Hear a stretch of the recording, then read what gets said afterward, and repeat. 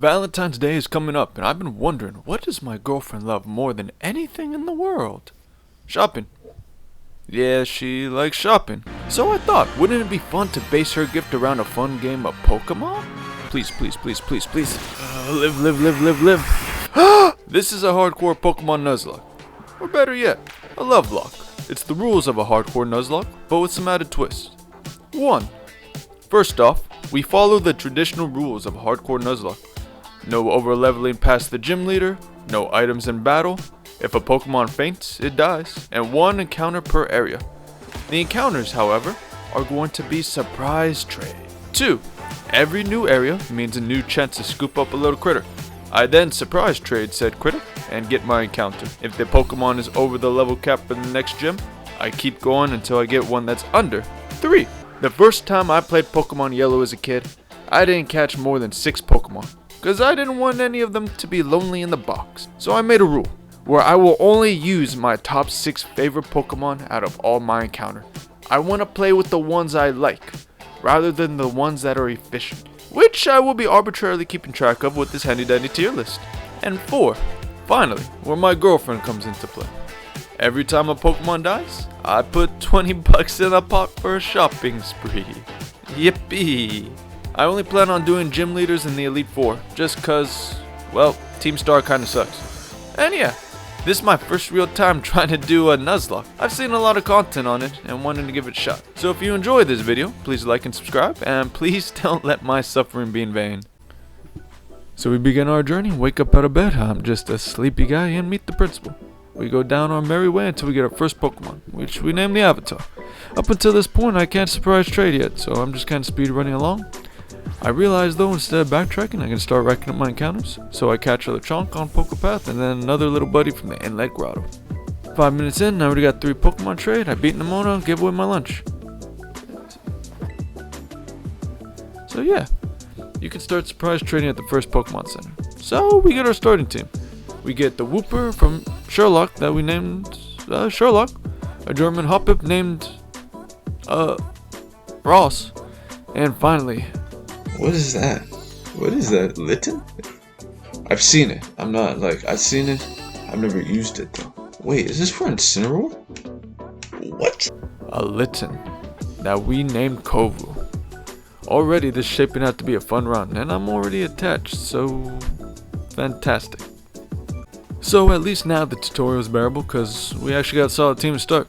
For the Nimona fight, we scoop up a Pichu, and in exchange get Walnut the Fampi.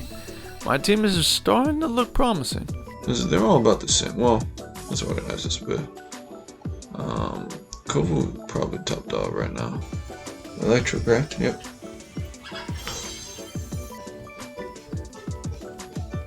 Yep, well, so much for that.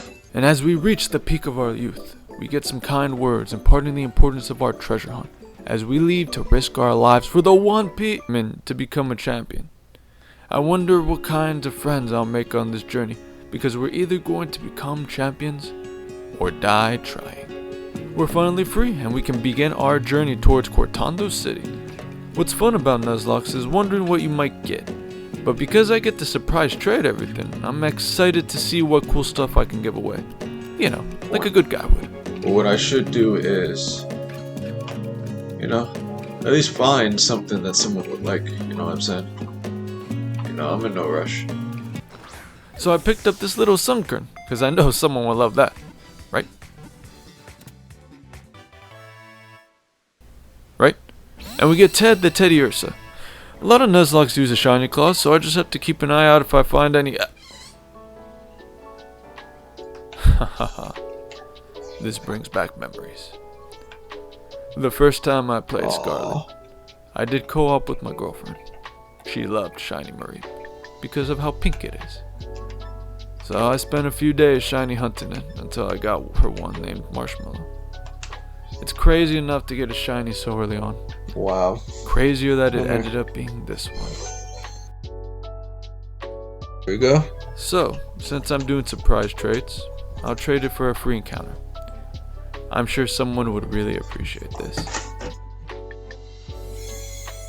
To someone whose name I could pronounce. Whoa. Whoa. The story just got crazier. But the shiny Eevee had a sketchy website name that I couldn't change, so we kept going until we got Udon the Mahuhita. So, I love Hariyama and Mahuhita. So many memories. I loved Pokemon Coliseum when I was a kid, when you could get one as an early encounter, and it was one of the cooler early encounters you can get in Gen 3. Udon is up there for me, I must say. So with Udon joining the ranks, we got a full team. So we do the first gym challenge. Push some olives around. Then we stand face to face with the bug gym leader, Katie. Music's always a banger. I don't really have a strat here. Just burn him with Kovu. And this works for her first 2 Pokemon. But after Kovu drops to half health, I get a little concerned for his safety. I switch into Walnut and roll out to get some good damage in him, but I also forgot. Once you roll out, you commit to roll out. So just like that. Oh, that's $20. She got 20 already. We go to Sherlock to get some chip damage in. Yeah, I gotta go Sherlock, yeah. Whoa. That was critical.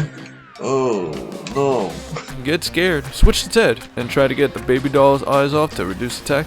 But then... Damn it. At least survive a hit. I realized my best bet is to get a clean switch to Kovu to one shot. So... yeah. Let's go, come on. Come on. Come on. Oof. So suddenly I already lost Walnut and Ted on the first gym. It's my first Nuzlocke and already my carelessness has led to a few deaths. I already underestimated the first gym and know I need to shape up to one day make it to the champion. I lost 2. I lost 2. Next up on our list is to head to Artisan to take on the Grass Gym Leader. To replenish our ranks, we get a shot at an encounter on South Province Area 3 on the way to the gym. Because the game is open world, it's kinda hard to keep track of encounters, so I do the best to mark off the ones I did do. Not sure what I wanted to catch at first, but I thought Stanley was kinda cool. Underrated Gen 2 mon, if I say so myself, has access to... well, wait a second. So yeah, Stantler wasn't getting in the ball, and my team was getting low, so I did what I had to do. Good news, no one died. Bad news, lost an encounter. That was the Pokemon I wanted to catch, and I failed, so to keep in the spirit of the Nuzlocke, I lost the encounter. But it's fun. I'm still connected to the 4 I got. Kovu, Ross, Sherlock, and Udon. An unlikely team I must say so, but one that I'm happy to have. We get to the second gym. Find some Sunflower as the gym test. These look way better than the first time I played this game.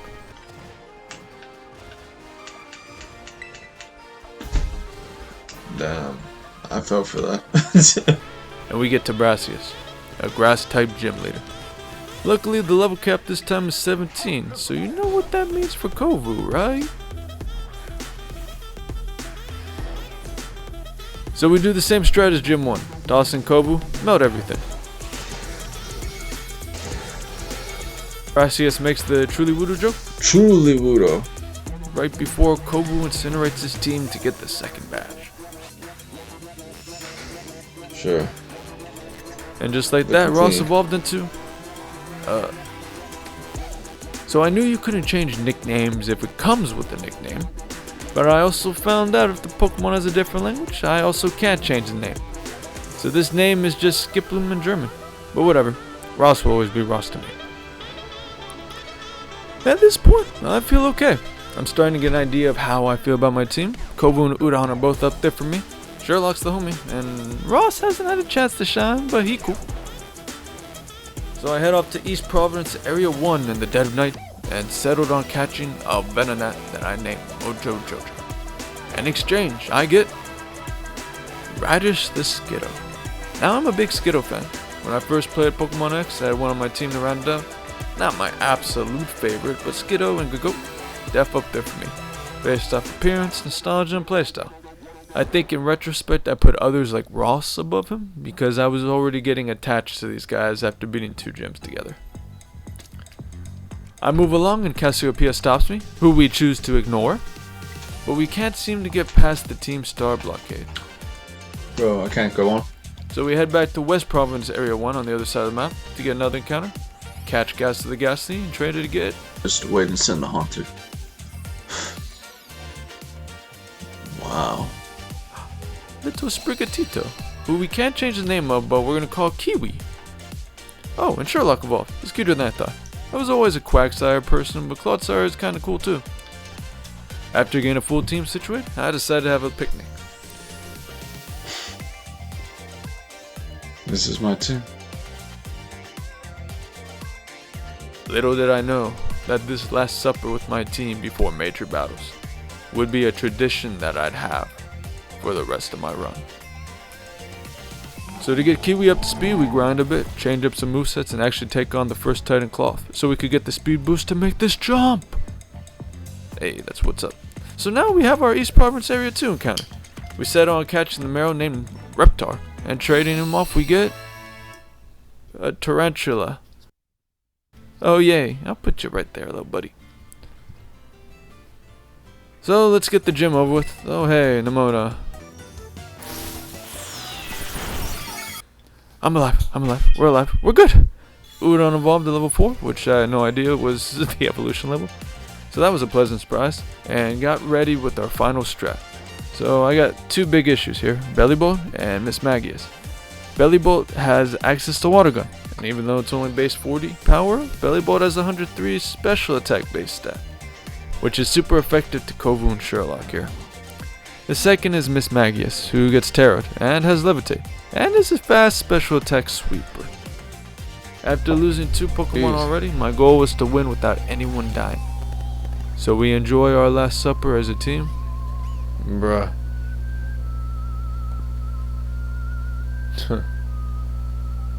My little team. And step up to I don't know. I don't know if I could do this. I got a weird team. I decided to lead with Kiwi to get through Wattrel. Even though Wattrel hits super effective, it wasn't too much of an issue. Just gotta do what we gotta do. Iono sends in Luxio. We U-turn into Sherlock so we can do some setup. Luxio hurts himself more than Sherlock, so we set up a few layers of toxic spites. Once Sherlock did his job, we swapped it to Radish, heal up and stall out Bellybolt. Yeah, please be faster. Razor Leaf? That was a crit, huh? Now finally, Miss Magius. Right, this is gonna be an issue.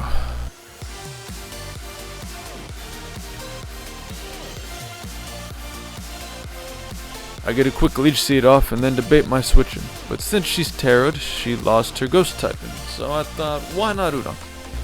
Weird to be using Hariyama against a Miss Magius, right?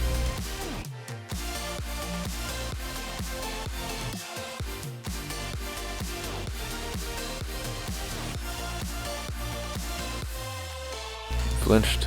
Another free Leech Seed. Yep.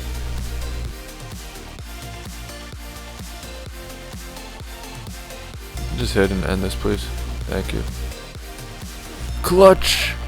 Clutch! I did it! I'm keeping my team! I'm keeping my team! I'm gonna cry. I thought I was gonna lose someone. I thought I could have lose like 2 people. Fake out into Force Palm secures the W. Honestly, proud of my team and how I handled this. And Nuzlocke's a lot of people who have throwaway Pokemon that can toss it to their demise for a free switching. But when you want everyone to survive, the stakes feel a lot bigger. This was probably my biggest team fight yet, and it made me take a look at my tier list and re-examine everyone's placing. Skittle was so clutch. Radish was so clutch. Honestly, I would say if I have to start like really spreading these guys out, that is how I'm starting to feel. Right. Honestly, this is how I'm starting to feel. But the best part about this now is that I'll get my East Province Area 3 encounter. And it'll be the first time I have to really decide on my top 6 Pokemon. We caught a silly cobra named Joffrey. I don't know. And in turn we get a Fido. Since I can't change the name, I just call her Fifi. And not gonna lie, out of everyone I got, Ross is probably at the bottom of my list. Ross was just never made to be a fighter. He's more like a pet. But I decided to let Ross get to level 27, evolve into Jumpluff before he departs the team. Jumpluff travels on seasonal winds. Once its cotton spores run out, its journey does, as does its life. So you know what? I think this is a fitting place for your journey to end right now. Thanks for everything you've done, little buddy. However, in retrospect, I realized you didn't really do that much. We run the Tie Tree Thicket to get Nacli, and then head to Asado Desert on the other side of the map where we get Watchro. Now, Fifi and Watchro are two Paldean Pokemon, and I'll be honest, I wasn't sure who I liked more. I'll be real, I didn't remember Watchro evolved, so when I saw Killer Watchro's design, I was pretty sold. Electric Flying gives Zapdos vibes, and the design's pretty clean. So, Fifi, you're out. Karu, the Killer Watchro, is in. That's kind of cool. We arrive with our team in hand to Cascarafa for the 4th water-type gym leader Kofu. But he lost his wallet, so we gotta go give it to him. On the way, we get a West Province Area 2 encounter, where we get a Nimble. We traded the chosen one for Nimble. I feel like we really lost out on this. We tried to give Kofu back his wallet, but instead rob his disciple. And then buy him some seaweed. Sure, why not? Now, I have some pretty good type advantages thanks to Kiwi, Radish, and Garu. But Kofu has some hard hitters. Particularly his ace, Crabominable, who is a base 133 attack stat and stab Crabhammer. I'll be honest, looking at my team, I figured my best bet was to, you guess it, lead with Kiwi, go for a wipe. This worked on both his Velusa and Wugtrio. Worst case scenario, I figured I'd U-turn out and finish with someone else. Udon. It's not a bad one. I also get a free fake out, which I feel like also helps. Okay. Sandstorm's kind of tough. Suddenly I feel some sins crawling on my back. Crabhammer is 90 base power with Terror and Stab. I think that could actually wipe Udon. And I need Udon for Larry next, the normal type gym leader. So after much consideration, I don't know. But I don't like those odds. I simply do not like those odds. I toss in Sherlock and... yeah, I was afraid. Oh man, no!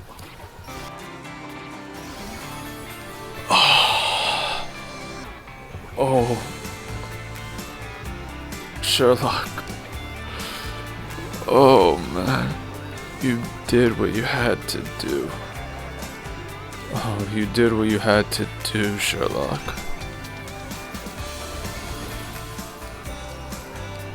Oh no. Oh. Just like that, 2/3 of my starter Pokemon were off the team. Ross retired because he couldn't keep up. Sherlock fell in the line of duty. Thinking back, I wonder what Kovu thought, being the last starter. But I felt he found solace in his fellow soldiers in arms. But when one soldier falls, another must take its place. So welcome back, Fifi. On our way to the next gym leader, we get our next encounter and got a Drizzile. Sadly, just like that, Fifi was off the team again. Better luck next time. I got a Drizzile. Head to Deli Zaza, got a cute little routes. And I had to think long and hard about this. Ultimately, I liked what routes could become more than Inteleon. Not gonna lie, when I look at it like this, I think I prefer Gardevoir. Got fond memories of the Gardevoir line from Gens 3 and 4, and to be honest, I hate Inteleon and Pokemon Unite. Next, I touch the crest of Glaciator Mountain and get one last encounter. Score Bunny. Crazy to get 2 Sword and Shield starters, but to be fair, I like Inteleon more. Hot take, but Cinderace is kinda basic. Raboot's kinda cool though. So, got my levels up, grinded a bit, did the first 2 team star rates to see if my opinions changed. It did not. Still unpleasant. Thing is, this just feels so clunky, right? But to balance it off, found another shiny. Like, wait a second. Am I tripping? Oh my. Not now. Got a shiny Lechonk, Oolong, and got Cyclizar. Cyclizar the treasure hunter. Tough one, actually. Since I couldn't change his name, that's what I called him. The item for it likes the treasure hunter. That's kind of cool. Okay, well, alright. Honestly, I think this was a cool trade. And although Cyclizar was a new Paldean Pokemon, I liked the design. Thought our base 1 stage Dragon Normal was pretty cool. So I gave him the number 6 spot. Let me know if you're out there, Marco. Hope you liked Oolong. Oh, and finally, I realized I got a good amount of leftover money, so I am drippy. I low-key spent my entire life savings on these shoes. I headed back to Medali, take on the gym assessment. But I'm confident in my skills that I got to match. Cyclizar the treasure hunter. Haha. Don't look at my shoes and glasses. Scared, I don't know what a greeting can do.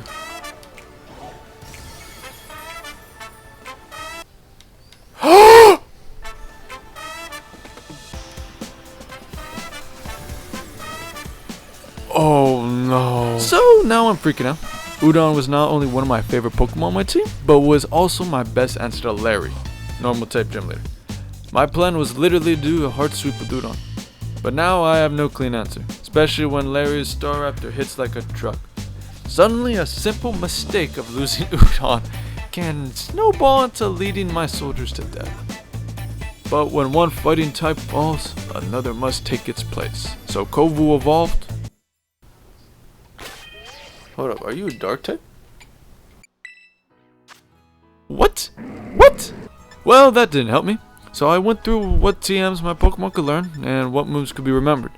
What do I have access to? But this didn't give me any clear-cut ideas. So I went to Delibird Presents to see if there were any battle items I could scoop up.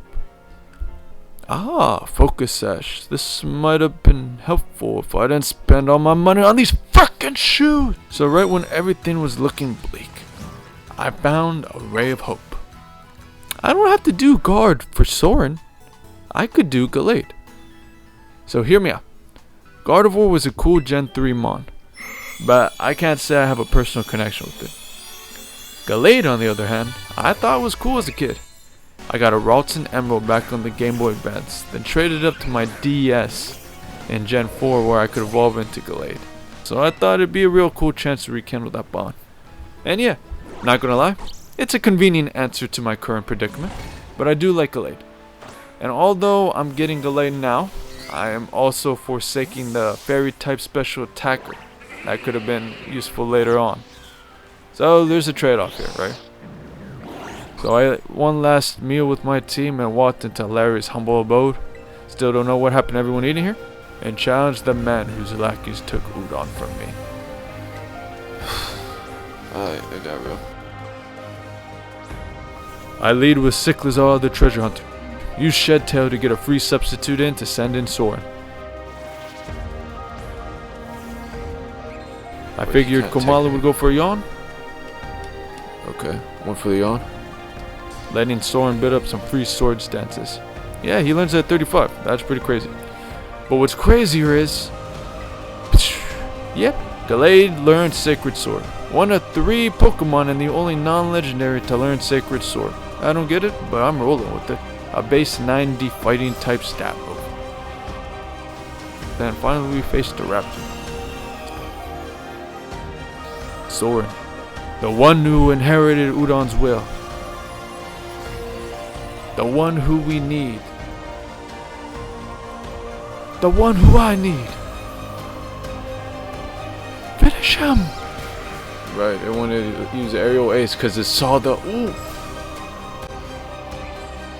And with a clean sweep, we take Larry's lunch money. Now it seems like I've had this all worked out, but I was indeed freaking out. I didn't have any money, so I had to scavenge items for like an hour in the desert. To speed EV train Gallade because it has this bad speed nature, and I needed him to be able to sweep Larry's first 2 Pokemon no matter what. And I even trained up my B team, just in case. I named Ackley Timmy Turner, by the way. And although I over-prepared, I must say, I felt a lot more confident about the rest of my run. I feel like I can wear this drip with pride now. Udon will carry your spirit all the way through. But now to get to Gym 6, we have to scale the Glacero Mountain. I think that's how you say it. Yeah, whatever. Good thing I bought this $12,000 sweatband. Since we were a little low on cash and levels, we robbed a few more unsuspecting victims and grinded on some more Pokemon. Before we finally arrived to Gym. We took on the gym test, which was a series of double battles until, well...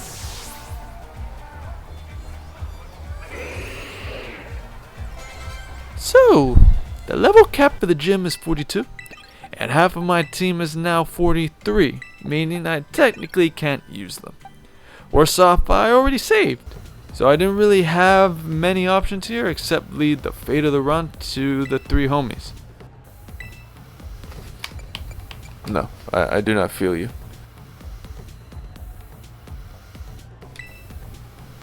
I'm not here to be your friend. I'm here for a badge.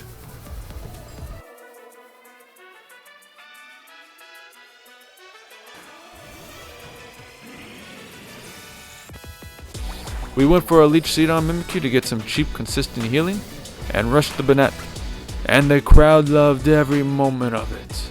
Mimikyu seemed like the least threatening Pokemon on the team, so we rushed down Houndstone too. Ryan backed into a corner, sent out her ace, and what do you think we did to him?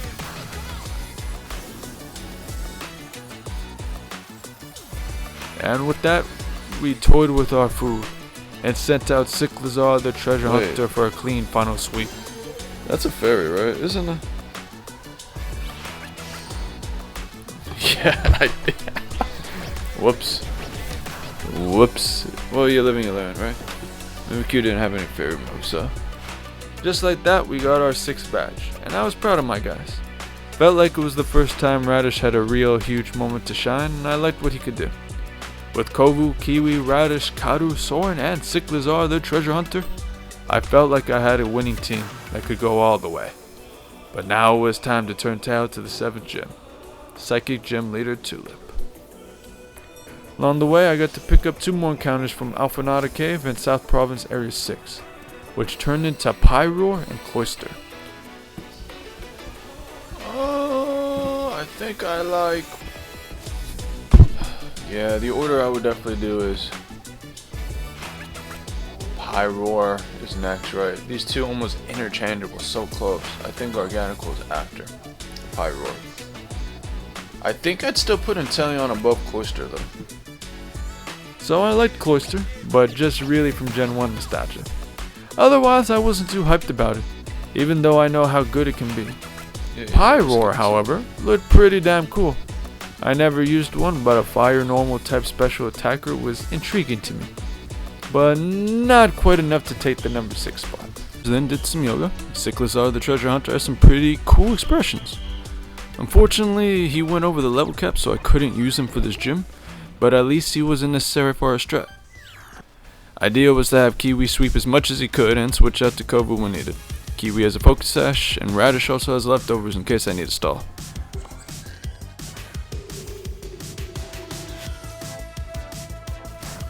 Starting with Kiwi, we couldn't one-shot the first Pokemon, so we lost out on our Focus Sash. It is what it is. Unsure if I could one-shot the guard, I U-turned out to Radish, but couldn't get a one-shot off. So Radish takes some damage before taking guard down. What? How is she faster now? It was the speed tie? Not good. Espartha comes out. Switch to Karu. She takes some damage, so we can Volt Switch into something safer, like Kovu. But now Tulip's ace can hit hard, and I'm not convinced I can one-shot with Kovu. So what do? I don't know. I'm just praying. Praying for the best when this music comes on.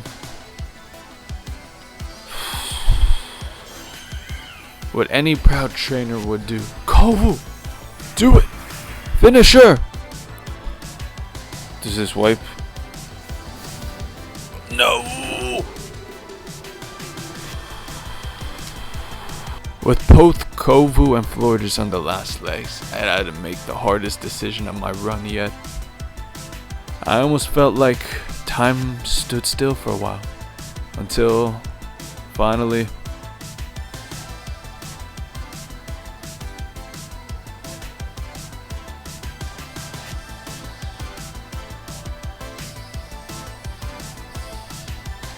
Kiwi fell, so the team could fly.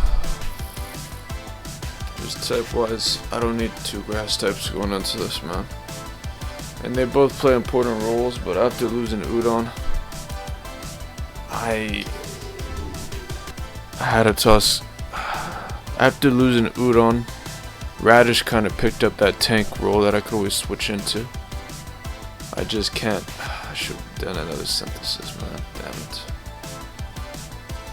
Bolt switch. Let's just end this. Udon died because I was caught off guard, but Kiwi died because I rushed into danger without a clear strat in mind. After some morning and a good night's sleep, we wake up and welcome Mufasa the Pyroar onto our team. 1 gym left, that's all. Once we beat the Ice Gym leader, we earn the right to challenge the Elite Four. But after Tulip, I question if I can really become champion. As I get Mufasa up to speed, I start brainstorming what my endgame strats are going to be. But before I get to the endgame, I need to beat Crucio. And I have no better place in mind for our last supper. I want everyone to survive till the end, so that we can hang out like that. Like this, always. Maybe we'll go on a trip and relax one day. We can dream. Ready to feel the icy bite of reality.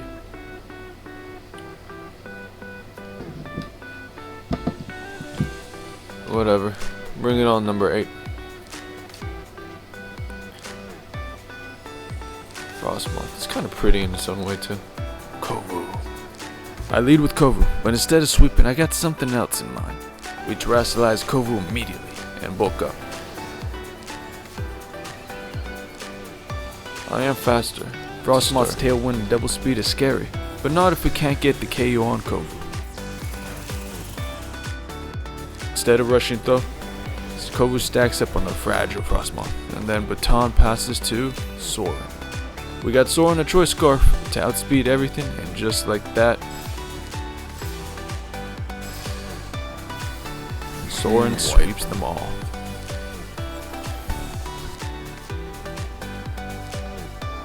Am I the one asking people that pictures? What's that Hunter doing there? So now we're in our pre-training arc before the final battle. Kinda like what Demon Slayer's next season is gonna be. Training arc shouldn't be a whole season, but that's an unrelated note. Rounding out the North Providences areas and Casseroya Lake, I get a Spoink, Pachirisu, a Sandygast, and a Hitmontop. He's level 1. How? How do you have a level 1 Hitmontop? I don't think that's possible. What? From Pokemon Go. Wow. Even though Hitmontop isn't in the top 6, I think this is just a really cool one. I like Hitmontop, it just suffers the same fate as a lot of other Gen 2 Pokemon. You never really get the chance to use it in your main playthrough. Might have been in my top 6 if I had some nostalgia with it, but it is what it is. Pachirisu is cool because of what it's done in past championships, and Sandygast just has one of my favorite shinies. Some interesting ones, but nothing that enters my top 6. From there I get the North, East, West, and South Sea encounters, and the Sakura Trail encounter. And here I get Azora, Eevee, Maschiff, Murkrow, and a Roly-Poly. Zorak has a cool design, but to be honest, I think the playstyle is probably a worse version of Kiwi, right? It doesn't feel like Zoroark would be cool, new, or exciting, and I don't have any nostalgia with that. I just think the design is cool. Honchkrow, I have a lot of nostalgia with. Same thing as kind of like a Gallade. Gen 2 Pokemon getting a second stage evolution. I always thought that was really cool. But I don't think it's good enough to be in a top 6 spot. Roly-Poly and Mabusta, both kind of cool in their own ways, but it's kind of too late in the game for them to get a shot at the top 6. If I got them earlier on, maybe I had a chance to use them when I had less encounters. It might have been different. They might have grown on me, like some of my other Pokemon. But now is the tough one. Eevee. If I'm being real with myself, there's only 2 Eevees that I actually really like that hit all the buckets. And that is Jolteon and Sylveon. Hear me out on this. Jolteon in Gen 1 and Gen 2 is my go-to Eevee. The one a lot of electric types you could get early on, and you could get Eevee in your main playthroughs of both of these games. As a result, I went with the cool, speedy, hard-hitting, like, electric Pokemon Jolteon. And hey, hot take, I don't really like Umbreon too much. I just don't. Design's cool, but I don't really like the defensive playstyle. But hey, that's just me. Sylveon, on the other hand, I thought was really cool. It's got a great design. It was well thought out. It was essentially the face of fairy type Pokemon when they're introduced, and they're super effective against dragons. Like, this thing can hit hard, and it was unexpected when I had him one of my playthroughs on Pokemon X. Was it Pokemon X? If I had to pick between the two, I think I would go with Sylveon, just because I think Jolteon's playstyle is a bit outdated. I think it was cool back in Gen 1 and 2, but I think since then there's a lot of things that do the same job the same way as Jolteon. While Sylveon, I think, has a little niche of its own.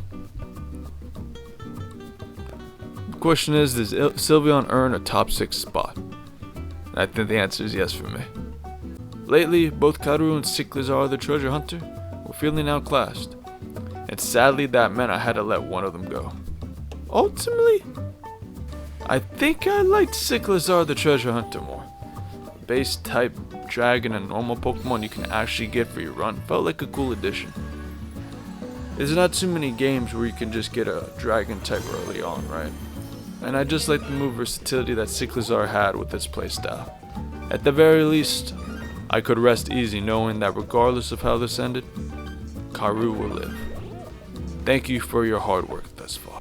So after some grinding, some stratting, and a final supper, we make our way to the last corridor, where we will become a champion or die trying.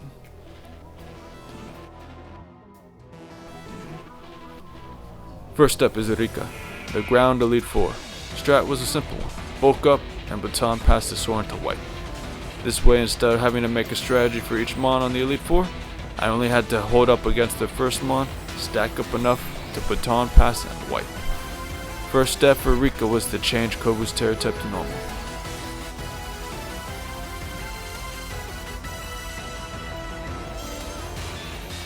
After a few bulk ups, baton passed to Soren. Everything was going smoothly, and he cleans up Wish Cash and Camera. But what I didn't notice was that Donphan had Sturdy and couldn't be KO'd in one shot. Now, at half health, Soren's in danger. I didn't want to lose the bulk ups, but Soren's life was more important. Switched to Radish to stall. Ooh.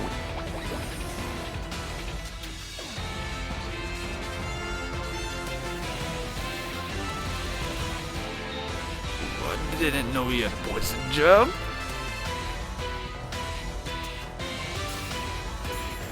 But in case you didn't know, there's such a thing as having high and low damage rolls. And it looks like I underestimated how much Poison Jab could do. Just like that, I lost Radish. Can't lie, I felt reckless. And instead of thinking out my next moves, I sent out Cyclizar the Treasure Hunter, and I spun everything. Luckily, Cyclizar held on with 1 HP. But because I was rushing through, I almost lost the second Pokemon that was near and dear to me. But sadly, I didn't have time to mourn any loss, as Poppy the Steel Elite Four was up.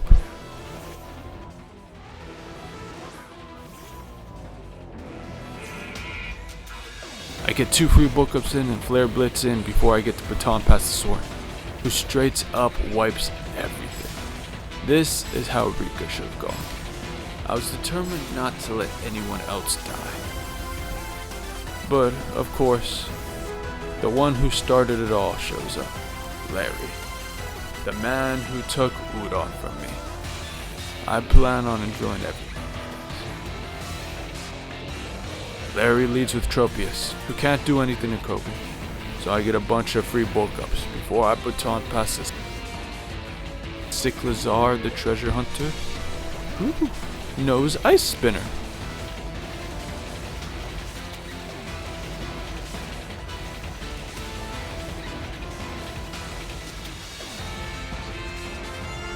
Larry's Flamigo goes for a hard-hitting close combat, but he can't finish the job. Just like how he'll be out of a job once I'm champion. Larry goes down. Now it's time for Hassel, the Dragon Elite 4 member. My plan, you guessed it, did not change. Except instead of baton passing with Kobu to a physical attacker, I'm going to Calm Mind with Sylveon and baton pass as special attacker. In this case, Mufasa, who has stab normal type moves. It's also this part that I realized I never named Sylveon. Well, he's from Nate, so I can only think of one suitable name. Glad you could be here with us, Rosinante. I lead with Rosinante, so Noivern can't use a stab Dragon Pulse move. Although Super Fang is scary, it only does half HP. So with a yawn and some leftovers, we stall out and Calm Mind as many times as we can.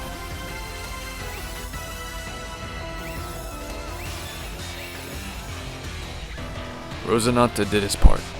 We yawn one more time to get Mufasa a safe baton pass in. Now, the sweep. Noivern goes down one shot. Crazy enough, Dragalga is a special defense tank. So Mufasa takes a shot and loses his focus sash.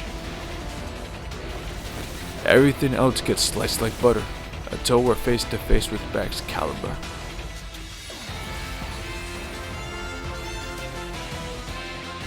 What a hassle.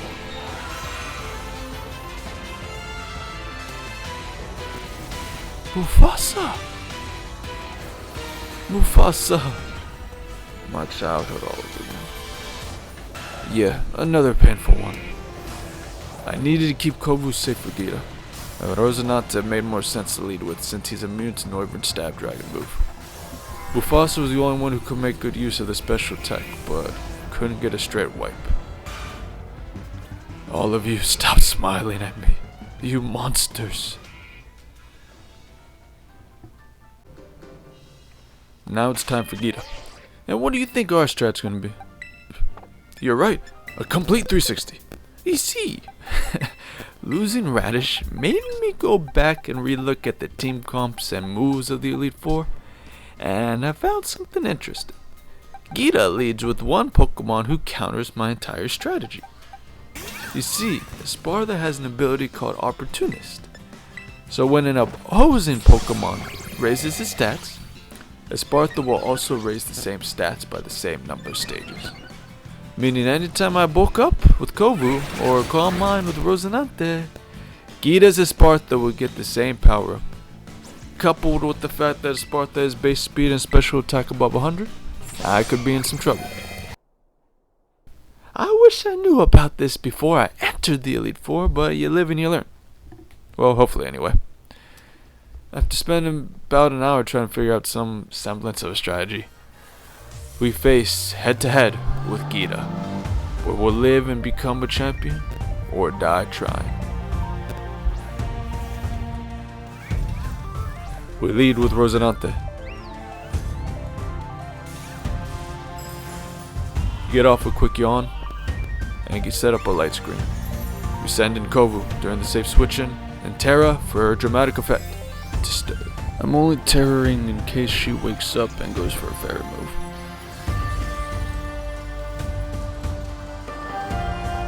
What was it? Lumina Crush? Dazzling Gleam?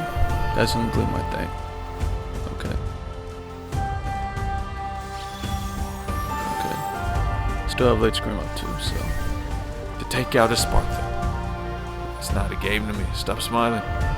Next, have a look. I'm not convinced Kovu can one-shot, and I know it sees a super effective body press because of the normal typing.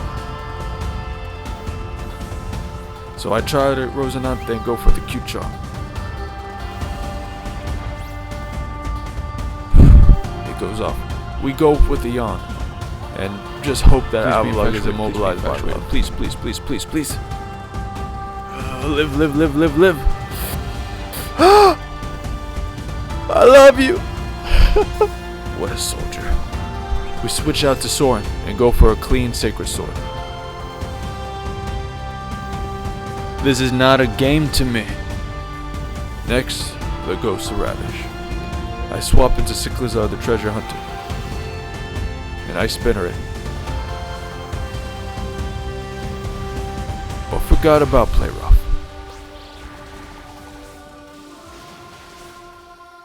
After a long fight, Cyclizar the treasure hunter goes down.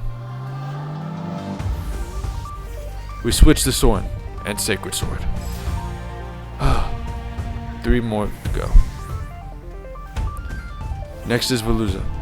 Now I didn't know Veluza was a psychic type, so now I'm choice scarfed into a fighting move. I can't risk Soren. We swap to Kogu, take the liquidation. Sweep with Darkest Lariat. 2 more. King Gambit. The only Pokemon that can one-shot is Soren with the 4 times fighting move, but I don't have a way to get a safe switching. With a heavy heart. Rosinante. You weren't with us long, but I will never forget what you did here.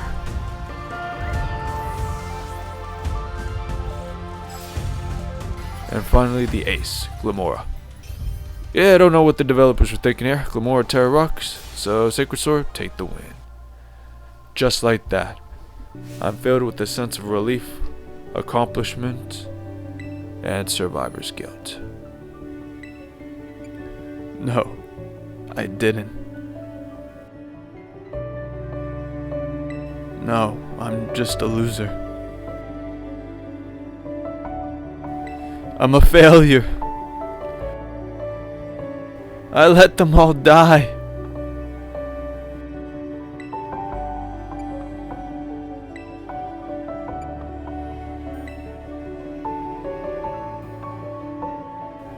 You're right, Nimona. We knew what we were getting into. We were prepared. And they all fought through to the very end, so I could call myself a champion. But this run isn't over yet. Not until I take on one more person. So with our small ragtag team of 3 Pokemon left, we take on Nimona.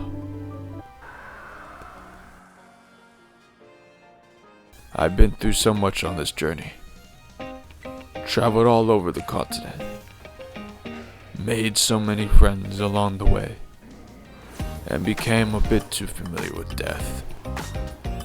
But now, finally now, it's over. We can finally rest easy. You know what? I think I'm gonna go to where he couldn't. Let's go to Malaysia. But in all seriousness now, I had a lot of fun on the run, and it did exactly what I wanted it to do.